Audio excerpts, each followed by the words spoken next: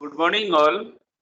Today, I shall be starting the topic is international trade. International trade actually refers to the practice of trade between the countries or among the countries. If more than two countries are involved in practicing trade, then international trade occurs. There may not be more than at least two countries may practice trade also between themselves. So see, when one country uh, practice trade with other countries, definitely one country offers the products or the services to the other countries for sale. So when a particular country offers the product or the services for sale, that means in the context of that particular country is exporting the products, and the country which one is purchasing from other countries, then in that context that particular country is importing the product. Therefore, international trade always involves export and imports of goods and services. International trade refers to the practice of trade between or among the countries. International trade refers to the exchanges of goods and services between the countries. Unless exchanges takes place, then transaction will not take place. And also international trade involves export and imports of goods and services. Okay, so it is understood that international trade means the exchanging the commodities between the countries, and they are involved in exporting and importing the commodities or services. So now the question arises, why those two countries practice trade with each other? So that means the need or the importance of international trade. See, when two countries practice trade among themselves, or when more than two countries practice trade among themselves, so they might have some interest. What is their interest? They gain out of trade. That means if two or more countries practice trade between themselves or among themselves, then they gain out of trade.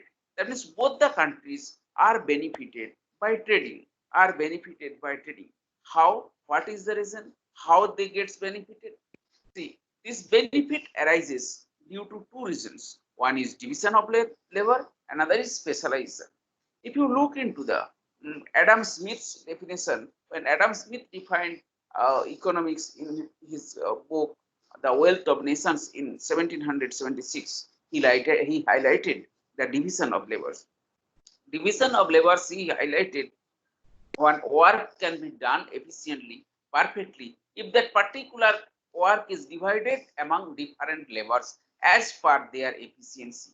So as per the efficiency of different labors, if same work is divided to the labors, then every part of the work will be done as per the efficiency of the labor, So this is called the division of labor. So same work is divided among different labors as per the efficiency. Since that particular labor is efficient in doing that particular task of the total work, then that will be done perfectly, because that particular labor is efficient in doing that particular work. So because of division of labor, because of division of The labor, right man at right that place at the right time. particular country becomes specialized. Particular country becomes specialized. So first the work is divided among the labors as per the efficiency. Then, as per the efficiency, since labor work is divided, so specialization occurs, because that particular product becomes qualitative, and that particular country becomes the specialized in production of that product. So that means the qualitative product is produced by that particular country, qualitative product. So since the product is qualitative and the qualitative product is offered for sale in other countries, therefore the demand of the product arises. So the country whichever is required to purchase this product, then that particular country imports that product, and on the other hand the product is offered by the country, that country sells, means exports that product. So import and export between the countries arises. At the same time, the country whichever is importing the product, that particular country must be efficient in other lines of production. in other products. So that product is produced in that country. Then the farmer country also purchases or imports that product from the other countries. So those two countries, one makes exports, another makes imports. While exporting, that particular country earns money, while importing, that particular country pay the price of the product. So by exporting and importing, both the countries are benefited. So gain arises out of international trade due to two reasons. One is division of labor, another is specialization. If I give you example in little different way, mentioning the name of the countries, suppose it will be more clear. Suppose two countries, one country is India, another country is Japan. Those two countries are involved in international trade. As we have defined, international trade is the trade between two or more than two countries. So here two countries are involved. One is Japan, another is India. So India is efficient in production of rice. So after meeting the domestic consumption, domestic demand, the surplus rice, qualitative rice, because India is efficient in production, qualitative rice is offered for sale in other countries, say for example Japan. So Japan is in need of purchasing rice. So when India offers the qualitative rice to Japan, then India exports, and since India sells, Japan pay money, so India earns money. So it is amount of receipt. And then on the other hand, since Japan buy from India, so Japan imports. So in the context of India is exporting, Japan is importing. And on the other hand, Japan is efficient in production of electronic goods. So the electronic goods, or maybe you may consider some other, China also, whatever. Japan is efficient in production of their product, and that product is purchased by India. So India is importing that Japanese product. So India is paying to Japan, and Japan is exporting that product. So in Japan is earning, getting receipt. So by making the trade between Japan and India, both the countries are exporting and importing. When they export, they get earns. When they import, they pay. So both the countries are benefited by trading. So that is why it is called the gains from trade. Gain arises out of trade. So now you see there are different theories of international trade, but those theories are developed by different economists. Those economists are included in classical schools of thought.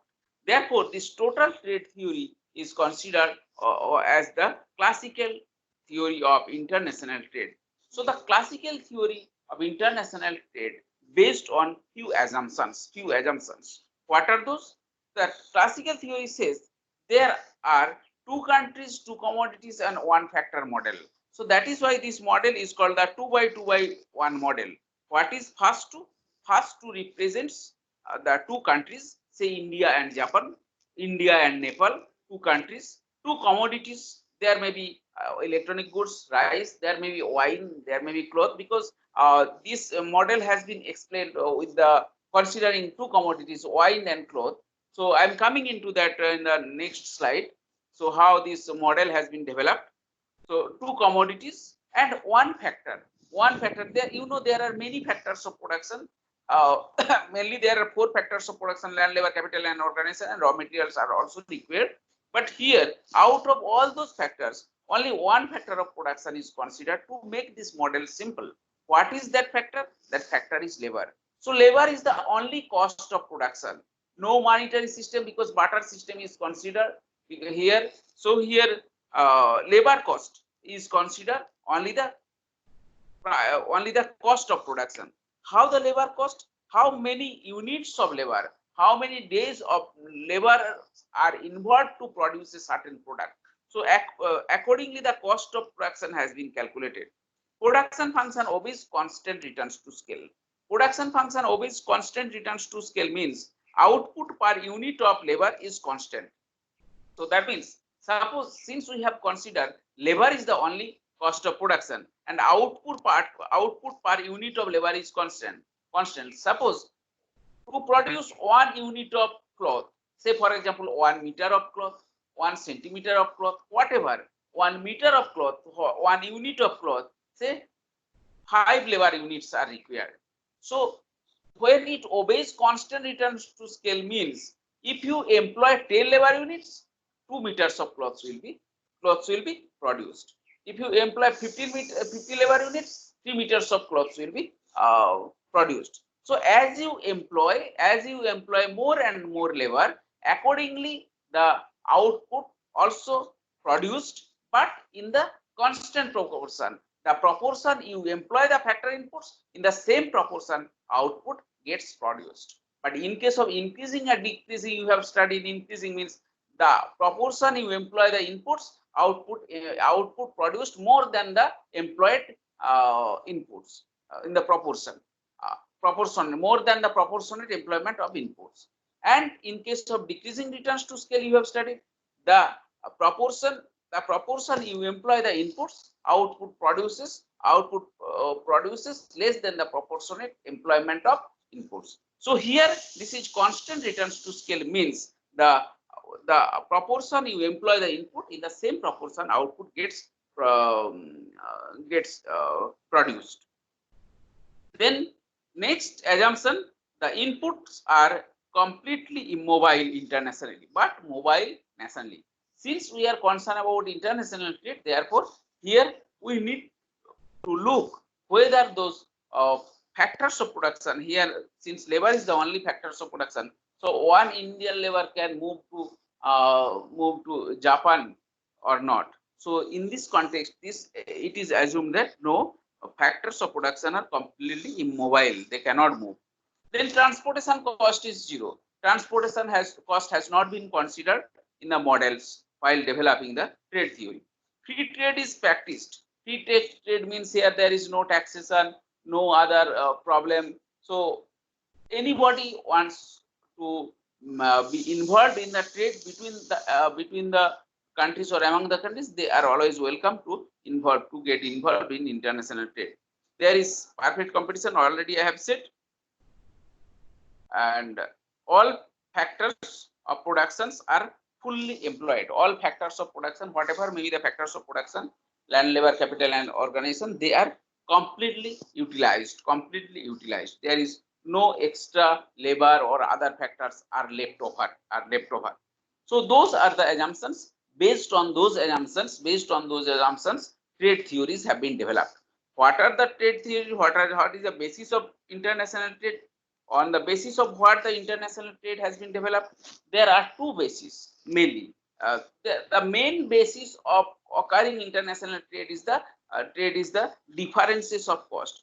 Due to the differences of cost, the international trade occurs. What are the types of the differences?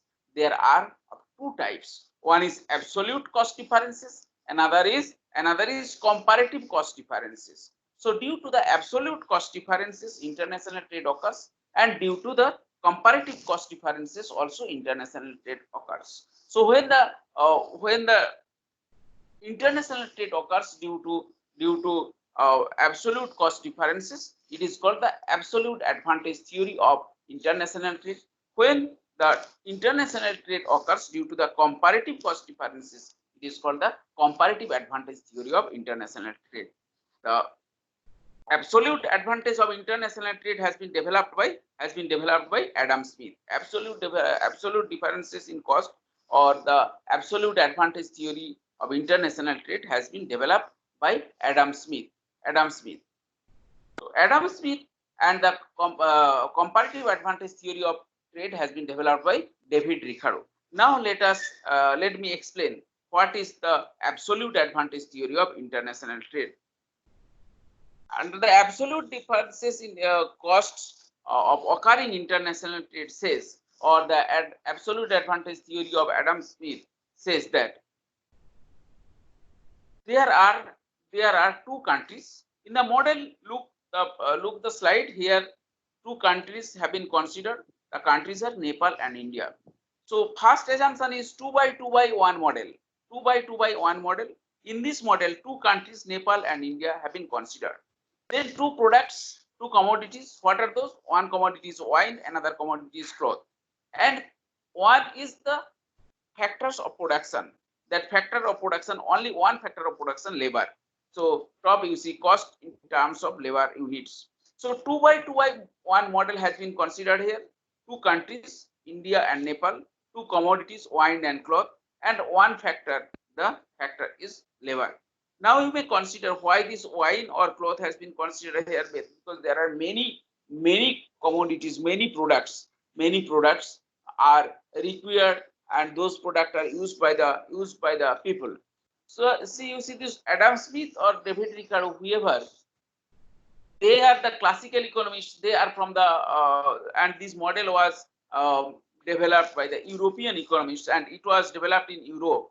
So there, as here in our country, we think about rice first, because we think rice is the necessary commodity. Like this in European countries, in the country mainly where their temperature is very low, wine is mostly used and clothes are mostly used. That is why they think wine and cloth are there the necessary commodities. That is why, since that model was developed there first, that by those economists, Adam Smith or the David Ricardo, that is why in my model also I have considered the same two commodities, wine and cloth, and two countries, Nepal and India, those two countries have been considered here. Now you see, if I explain this model, the 1 unit of wine 40 in case of Nepal, India 60. That means to produce 1 unit of wine, 40 units of labor required, and to produce 1 unit of wine, 60 units of labor required in India. See here, cost of production is labor. So that is why 40 means 40 units of labor. What does the units of labor mean? Units of labor here refers to, say, if you think one labor works per day 8 hours, that means 40 into 8 hours. So one labor work 8 hours in a day means 1 unit. 8 hours of work of a labor is considered as 1 unit, for example. So if it is so, here 40 units of labor means 40 into 8 hours. So 40 into 8 hours requires to produce 1 unit of wine in Nepal, and 60 units of laborers are required to produce 1 unit of wine. 1 unit means maybe 1 kilogram, 1 liter, 1 quintal, whatever maybe the unit as per the consideration. So here, if we compare this, in Nepal, less units of laborers are required to produce wine. So since less units of laborers are required to produce wine in Nepal, therefore in Nepal wine is cheap. So at less cost, wine is produced in Nepal. And again, you look into the next row. To produce 1 unit of cloth in Nepal, 60 laborers are required. To produce 1 unit of cloth in India, 30 units of laborers are required. So from here we can conclude that cloth is cheaper in India. So you see, since cloth is cheaply produced in India and wine is cheaply produced in Nepal, and both the countries require both the commodities, wine and cloth. So therefore, the Nepal will produce and export wine to India, and India will produce and export cloth to Nepal. That means in the context of Nepal is exporting wine and India is importing wine. So when Nepal exports wine, then Nepal earns money, receives money, earns money, and India pay. So India is importing, and on the other hand, so when India exports clothes, then India earns from Nepal, and Nepal pay for importing the product to India. So you see, both the countries by practicing trade are earning as well as paying. So both the countries are earning, both the countries are paying. So both the countries are benefited. Both the countries are benefited by trading, both the countries gain out of trade. So gains from trade, international trade arises here also by the absolute advantage theory of Adam Smith. So here in this particular model, the Nepal has absolute advantage in production of wine and absolute disadvantage in production of cloth, and India has absolute advantage in production of cloth and absolute disadvantage in production of wine. So as per the specialization, so one country is specialized as having the absolute advantage, and they practice trade and gain out of trade. So both the countries, they have different, um, they have the absolute advantage in different lines of production in different products. Since they have the absolute advantage in different lines or different products, that is why they practice trade and gain out of trade as per the Smithian theory, or the absolute advantage theory of international trade, as per the international absolute advantage theory of international trade. This is about the absolute advantage theory of international trade. Now let's move to the comparative advantage theory of international trade. See, here this comparative advantage theory of international trade, this has been developed by David Ricardo. So David Ricardo has developed this theory, comparative advantage theory of international trade. Here also he has followed the same assumptions. What are those assumptions? First assumption talks about 2 by 2 by 1 model. First, two considers the two countries. Here two countries have been considered. One country is Nepal, another country is India. So two countries have been considered. Two products or the commodities, those two products same, wine and clothes. Two products have been considered. And last one is the factors of production, that is labor. Labor is the only cost of production. So total cost of production is measured or calculated as per the labor cost. How much laborers are employed to produce a unit of wine or to produce a unit of cloth. Accordingly, the cost of production has been considered. There is no other cost except the labor cost. No transportation cost, no advertising cost, nothing. Only the transportation cost. Now, if you look into this model, see, Nepal requires to spend 60 units of labor to produce 1 unit of wine, and India requires to spend 100 units of labor to produce 1 unit of wine. So from this example, it is clear Nepal has absolute advantage in production of wine. So accordingly, so Nepal can export wine to India. But look into the next line. Nepal requires 70 units of labor to produce 1 unit of cloth, and 80 units of labor to produce 1 unit of cloth. So here also we find Nepal has absolute advantage in production of cloth. So in this model, we find Nepal has absolute advantage in production of both the commodities, wine and cloth, where in India has absolute disadvantage in production of both the commodities, wine and cloth. So as per the principles of absolute advantage theory, international trade will not occur, because international trade occurs as per the absolute advantage theory or the Smithian theory of trade. The involved countries must have absolute advantage at least in one line of production.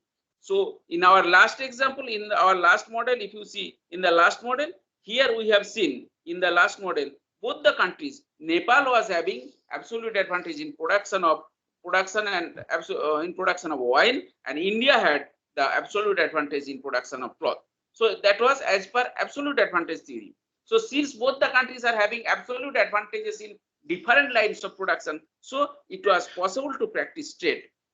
But in the next model, what we find, in Nepal is having absolute advantage in both the lines of production, and India is having absolute disadvantage in both the lines of production. So therefore, as per as per the absolute advantage theory, international trade will not occur. Will not occur. So here the need arises of Ricardian theory of comparative advantage or comparative cost differences. Comparative cost differences. Ricardo says, yes, even if the particular country, even if a particular country is having absolute advantage in both the lines of production, both the commodities or the services, and another country is having absolute disadvantage in both the lines or the products or the services, still international trade occurs. International trade occurs, and both the countries gain out of trade because of comparative cost differences. Because of comparative cost differences. That means the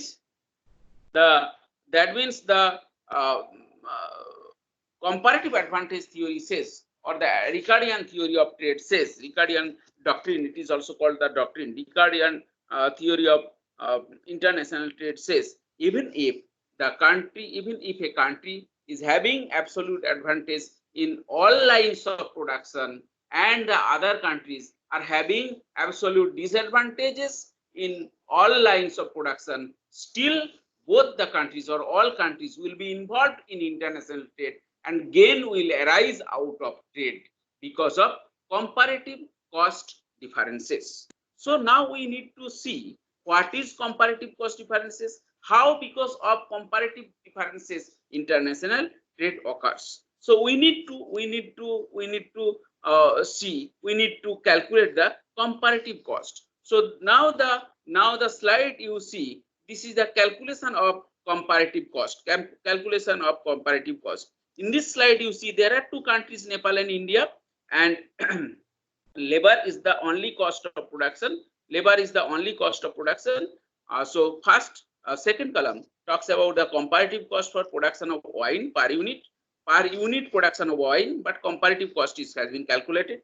Next column talks about the comparative cost of production of cloth per unit, and last column talks about the comparison of comparative cost. Now you see in case of Nepal, so that was 60 Nepal, and that means 60 units of Nepal can spend 60 units of labor for production of wine, and Nepal also can spend 70 units of labor for production of cloth, and India 180. Now see that comparative cost we have calculated. 60 by 70 means 0.86, and 70 by 60 is 70 by 60 in case of this is case of India, and this side 100 by 80. Look the table, you will understand. This is 100 by 80, and this side 70 by 60. Just reverse 70 by 60 in case of India, and this is 80 by 100. This is.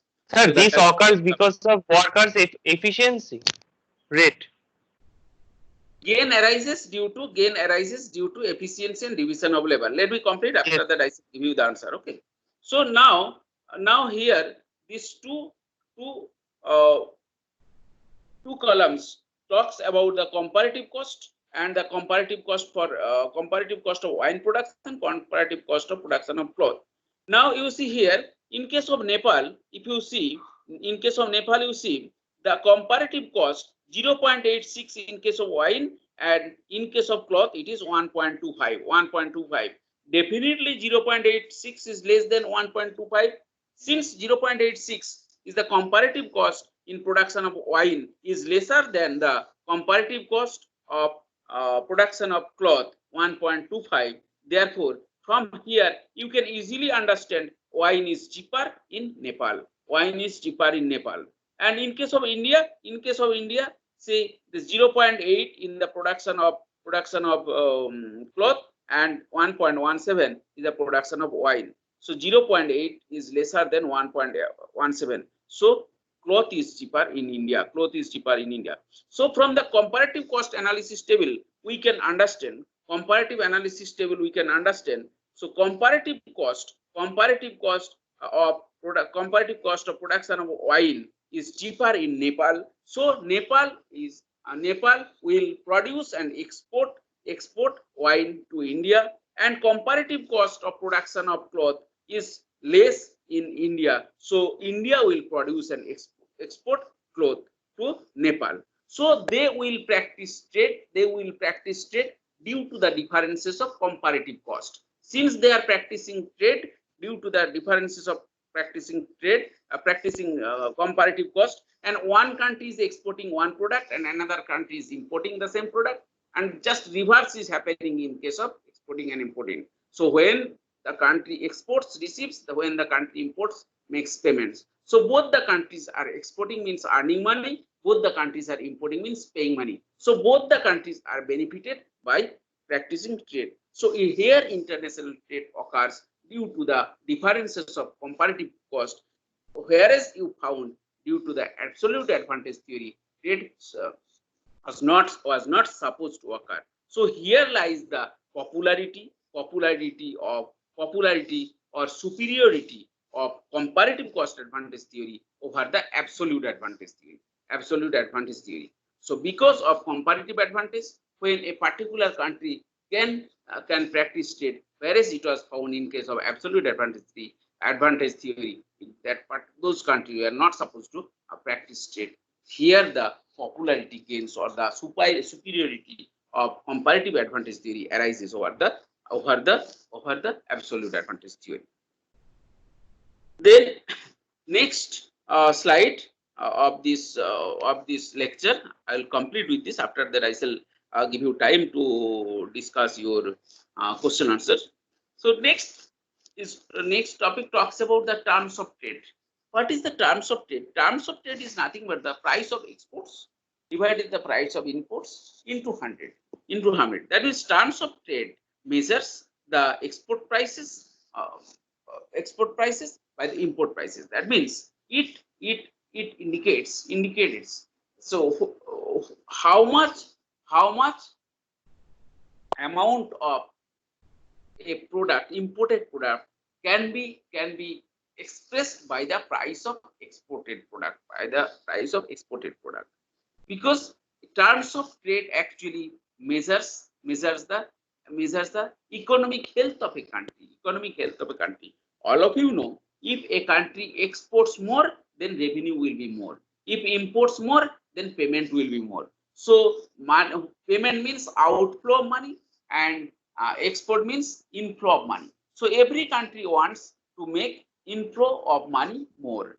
That means every country wants to export more over the imports. So here, suppose export is, for example, suppose export, after exporting rice, India earns 100 rupees. Again, after importing these fuels, petroleum products, India pays 200 rupees. Now you see, in where India pays 200 rupees, in terms of this Indian currency, I'm talking about 200 rupees. That means Indian 100 rupees more is outflown to other countries. So it is economic loss. So in the context of economic health, India's outflow is more than the inflow. So it is not good economic health. So the economic health of India is not good. Rather, if India pays, say, for example, 50 rupees for importing products, then 100 rupees earning from exports and 50 rupees is spending for import. So here 50 rupees is gained. So it is good economic health. So that is measured by the terms of trade. So here this terms of trade measures how much can be imported by paying the price of exports. That means India says, that means terms of trade says, if we export 100 rupees, maximum we can pay 100 rupees for importing the product. That can be permitted. More than that is not good for the economic health. So that economic health is measured by terms of trade. If the terms of trade is higher, then it is good for the economy. Economy proves sound. Economic health is good. If terms of trade is lower, then economic health is not sound for that particular country. So this is what the terms of trade stands for. So this is all about the lecture of international trade. This is all about the lecture of international trade as per your syllabus. Thank you. Sir, more exports means more economic growth. The financial condition of the country is better. More exports.